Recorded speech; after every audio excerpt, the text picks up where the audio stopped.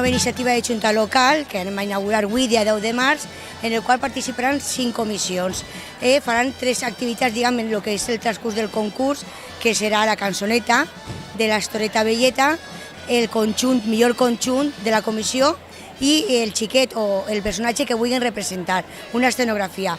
Jo crec que és molt important inaugurar així, avui, dia 10 de març, este nou concurs perquè la gent sàpiga de què estem parlant.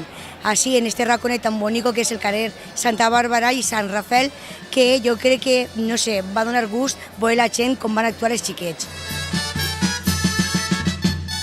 Concurso dedicado a la comisión infantil, como bien has dicho, y es el primer año que se efectúa. De este año empezamos el ejercicio pensando que había que coger arraigos valencianos y de ahí nació el Cant de la Estoreta.